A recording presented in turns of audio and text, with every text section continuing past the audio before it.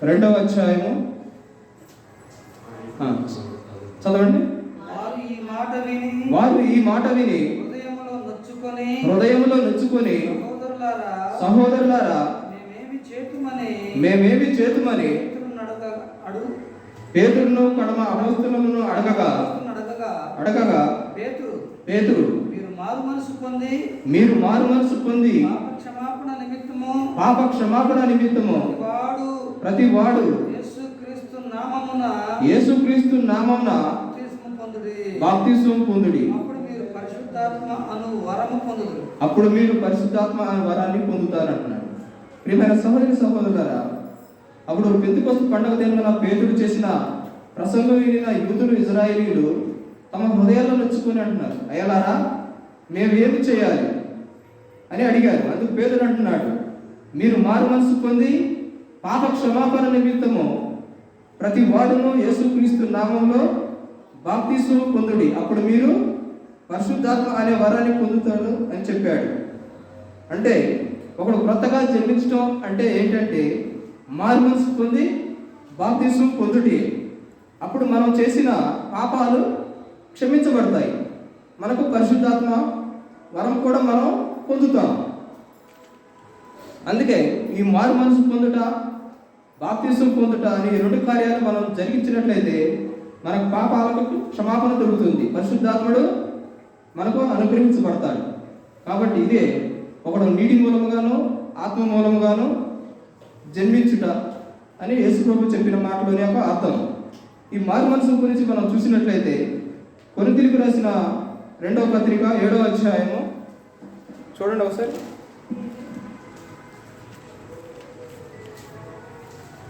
కొరింథీయులకు రాసిన పత్రిక 7వ అధ్యాయము 10వ వచనం చూడండి ఒకసారి. దైవ చిత్తానుసారమైన దుఃఖము రక్షణార్థమైన మారు మనసును కలగజేయును. ఈ మారు మనసు దుఃఖమును పుట్టించదు. అయితే లోక సంబంధమైన దుఃఖము మరణము కలుగజేయును. చాలండి. ప్రియమైన సహోదరి సహోదరులారా, ఈ మారు మనసు అంటే మన మనసును మార్చుకొనుట, అంటే ఈ లోక సంబంధమైన మన మనసుని దేవుని వైపు మార్చుకొనుట. ఈ భూమి మీద జీవిస్తున్న మనుషుడు తప్పనిసరిగా మారు మనసు పొందాలని దేవుడు ఆజ్ఞాపిస్తున్నాడు. అందుకే అపోస్తల కార్యాలు 17వ అధ్యాయం 30వ వచనం చూడండి ఒకసారి.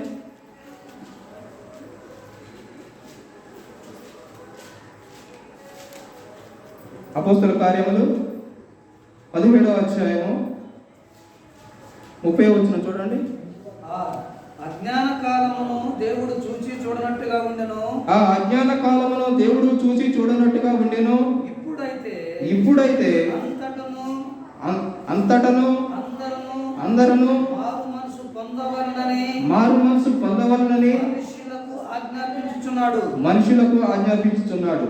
ప్రియమైన సహోదరి సహోదరులారా, ఈ భూమి మీద జీవిస్తున్న ప్రతి మనుషుడు కూడా తప్పనిసరిగా మారు మనసు పొందాలని మనకు దేవుడు ఆజ్ఞాపిస్తున్నాడు, ఆయన కోరుకుంటున్నాడు. ఒకవేళ మనం మారు మనసు పొందని యెడల మనందరం కూడా నశించిపోతామని మనం గమనించాలి. ఒకసారి లూకా సువార్త 13వ అధ్యాయం చూడండి. లూకా సువార్త 13వ అధ్యాయము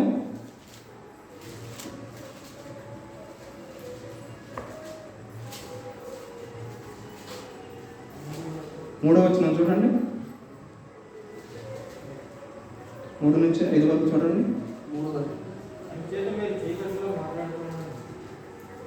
లూకా సువార్త 13వ అధ్యాయం 3 నుంచి 5 వచనాలు. కారణం మీతో చెబుతున్నాను, మీరు మారు మనసు పొందని యెడల మీరందరూ అలాగే నశింతురు. మరియు సిలోయములోని గోపురము పడి చచ్చిన ఆ 18 మంది కంటే యెరూషలేములో కాపురం ఉన్న వారి కంటే అపరాధులని తలంచుచున్నారా? కారణి మీతో చెప్పుచున్నాను, మీరు మారు మనసు పొందని యెడల మీరందరూ అలాగే నశింతురు. ప్రియమైన సహోదరి సహోదరులారా, ఈ మారు మనసు పొందని యెడల మనమందరం కూడా నశించిపోతామని మనం గమనించాలి. అంతేకాదు, ఈ మారు మనసు పొందని యెడల పాపంలోనే ఉండిపోయి పాపము వలన వచ్చే జీతము అయిన మరణాన్ని మనము పొందుతాం. అయితే మనమందరం కూడా యేసుక్రీస్తు ద్వారా నిత్య జీవం పొందుటయే దేవుని యొక్క చిత్తము. అందుకే రోమిలికి రాసిన పత్రిక 6వ అధ్యాయం 23వ వచనం చూడండి ఒకసారి. రోమిలికి రాసిన పత్రిక 6వ అధ్యాయము, ఏలయనగా పాపము వలన వచ్చు జీతము మరణము, పాపము వలన వచ్చు జీతము మరణము, అయితే దేవుని కృపావరము ప్రభు అయిన యేసుక్రీస్తునందు నిత్య జీవము. చాలండి. ఎందుకంటే మారు మనసు పొందని యెడల మనం పాపములోనే ఉండిపోయి పాపము వలన వచ్చు జీతమైన మరణాన్ని పొందుతాం. అయితే మనమందరం కూడా యేసుక్రీస్తు ద్వారా నిత్య జీవం పొందుటే దేవుని యొక్క చిత్తము. మనం ఒకసారి ఈ మారు మనసు పొందుట గురించి మనం ఒకసారి బైబిల్ గ్రంథంలో ఒక యేసుప్రభు చెప్పిన ఒక ఉపమానాన్ని చూసినట్లయితే, లూకాసు వార్త 15వ అధ్యాయము చూసినట్లయితే 11 నుంచి 32 గల వాక్య భాగాల్లో యేసుప్రభు చెప్పిన ఒక ఉపమానం మనం తెలుసుకోగలం. మరియు ఆయన ఇట్లనను, చదవండి. ఒక మనుషునికి ఇద్దరు కుమారులు ఉండిరి. వారిలో చిన్నవాడు తండ్రి ఆస్తిలో వచ్చు భాగమిమ్మని తన తండ్రిని అడుగగా తన ఆస్తిని పంచిపెట్టెను. కొన్ని దినములైన తర్వాత ఆ చిన్న కుమారుడు సమస్తమును కూర్చుకొని దూరదేశమునకు ప్రయాణమైపోయి అచ్చట తన ఆస్తిని దుర్వ్యాపారము వలన పాడు చేసెను. అదంతయు ఖర్చు చేసిన తర్వాత ఆ దేశమందు గొప్ప కరువు రాగా వాడు ఇబ్బంది పడసాగి వెళ్ళి ఆ దేశస్థులలో ఒకరి చెంత చేరును. అతడు పందులను మేపుటకు తన పొలంలోనికి వారిని పంపెను. వాడు పందులు తిని పొట్టుతో తన కడుపు నింపుకొన ఆశపడను కానీ ఎవడునో వానికి ఏమీ ఇయ్యలేదు. అయితే బుద్ధి వచ్చినప్పుడు వాడు, నా తండ్రి ఎదుట ఎంతమంది కూలివాండ్రకు అన్నము సమృద్ధిగా ఉన్నది, నేనైతే ఇక్కడ ఆకలికి చచ్చిపోవచ్చున్నాను. నేను లేచి నా తండ్రి ఎదుకు వెళ్ళి, తండ్రి, నేను పరలోకమునకును విరోధముగాను నీ ఎదుటను పాపము చేస్తుని ఇక మీదట నీ కుమారుడునని అనిపించుకోటకు యోగ్యుడును కాను, నన్ను నీ కూలివారిలో ఒకనిగా పెట్టుకోమని అతనితో చెప్పుదుననుకొని లేచి తండ్రి ఎద్దుకు వచ్చెను. చాలండి. ఒక తండ్రికి ఇద్దరు కుమారులు ఉన్నారు. అయితే వారిలో చిన్నవాడు తన తండ్రి ఎద్దుకు వెళ్ళి తండ్రి ఆస్తిలోని నాకు వచ్చు భాగం ఇమ్మని అడిగి దానిని సమకూర్చుకున్నాడు. తండ్రి నుండి దూరంగా వెళ్ళి తన దగ్గర గల ధనాన్నంతటిని కూడా చెడు స్నేహితులకు, అలవాట్లకు, వేసులకు ఖర్చు చేశాడు. చేసిన తర్వాత అదంతా కూడా పాడైపోయి ఖర్చు అయిపోయినప్పుడు అతనికి తినడానికి తిండి కూడా దొరకని పరిస్థితి. అయితే ఒకరి యొద్ద పని చేయడానికి వెళ్ళాడు. అతని చెంత చేరాడు. అయితే అతనుకు పందులను మేపడానికి వారిని తన పొలంలోనికి పంపించాడు.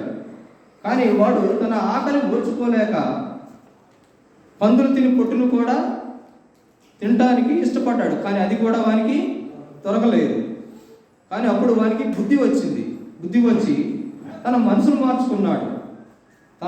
తన తండ్రి ఇంట అనేక మంది కూలి వారికి విస్తారమైన భోజనము సౌకర్యాలు ఉన్నాయి, కానీ నేను ఇక్కడ తిండికి యాతన పడుతున్నాను. తిరిగి నా తండ్రి యొద్దకు వెళ్ళి, తండ్రి, నేను పరలోకానికి విరోధంగాను నీ ఎదుట పాపం చేసి తిని ఇక మీదట నీ కుమారుడిని అనిపించుకోవటానికి నేను యోగ్యుడినో కాను, నన్ను నీ కూలివానిలో ఒకరిగా పెట్టుకునమని తండ్రితో చెప్పుదును అనుకొని తిరిగి వచ్చాడు.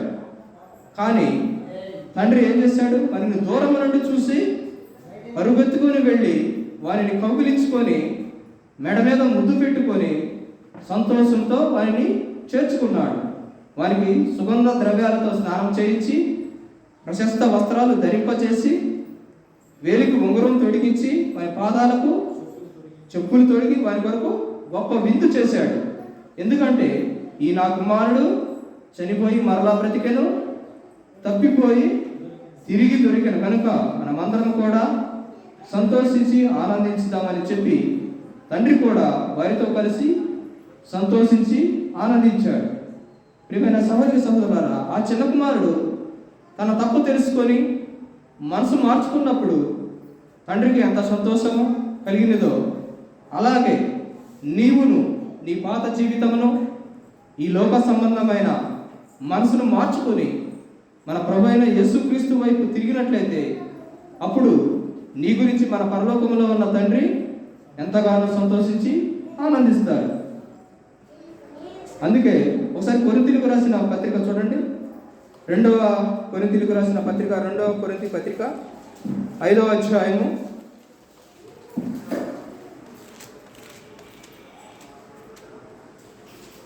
5వ అధ్యాయం 17వ వచనం చూడండి. ఏలయనగా మేము వెర్రివారమైతిమా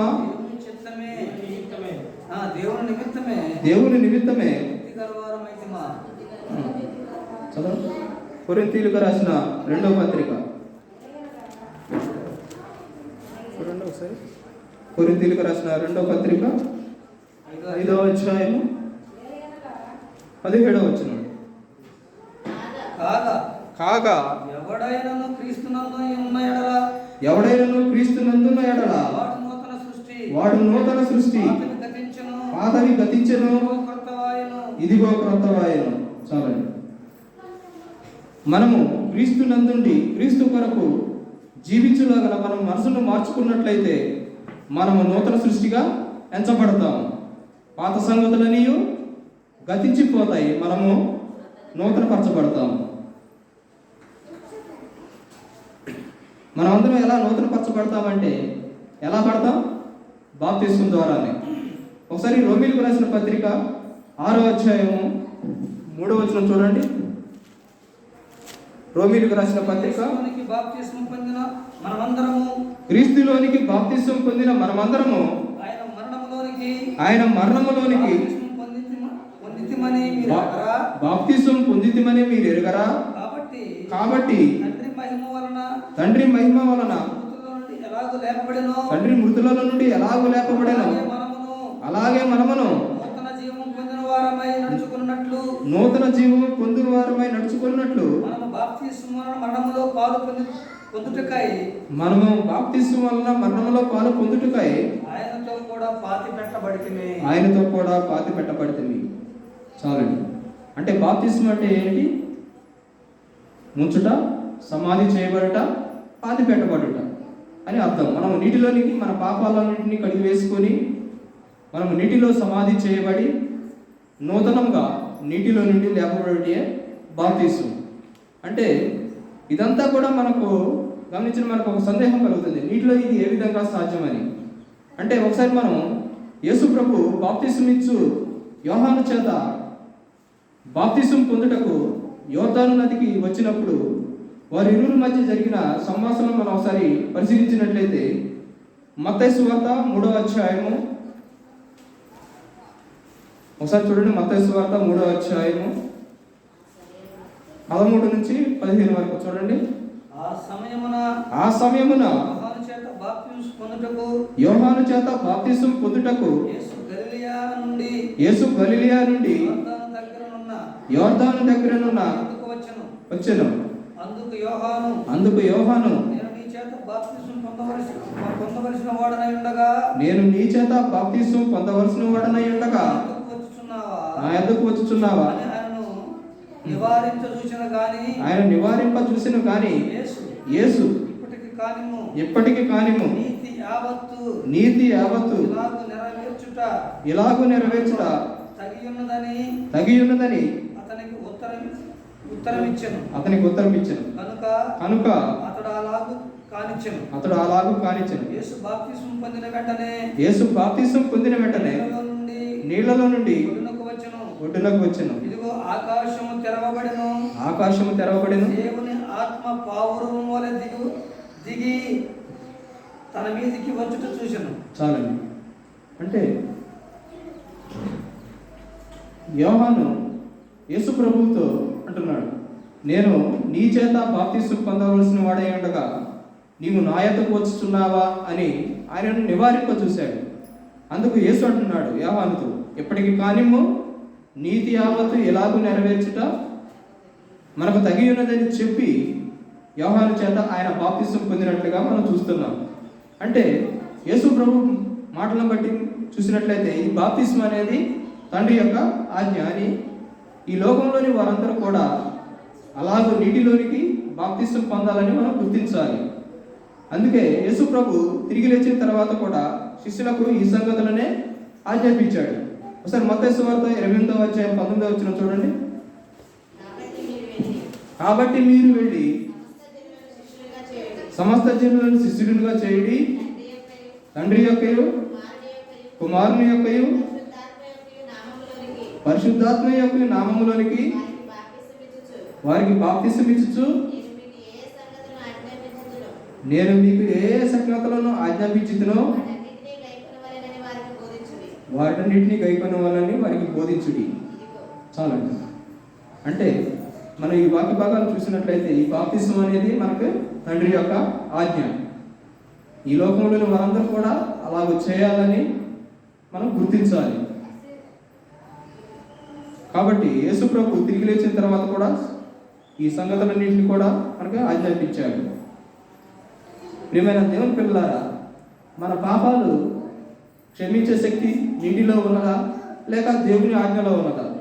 మనం ఒకసారి వెనక వెళ్ళి గమనించినట్లయితే ఎలీషా నయమాను కుష్ఠరోగమును స్వస్థపరిచిన విషయాన్ని మనం ఒకసారి జ్ఞాపకం చేసుకున్నాం. రాజులు 2వ గ్రంథము 5వ అధ్యాయము మొదటి 16 వచనంలో చూసినట్లయితే ఒకసారి చూసినట్లయితే మనం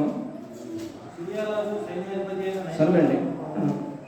అంటే ఎలీషా సమయంలో అవుతుందండి. ఎలీషా యోర్దాను నదికి వెళ్ళి 7 మార్లు స్నానం చేసి శుద్ధుడు కమ్మని నయమానుతో చెప్పినప్పుడు ఈ నయమాను కూడా ఇలాగే ఆలోచించాడు, మా దేశంలో యోర్దాను నది కంటే శ్రేష్టమైన నదులు లేవా?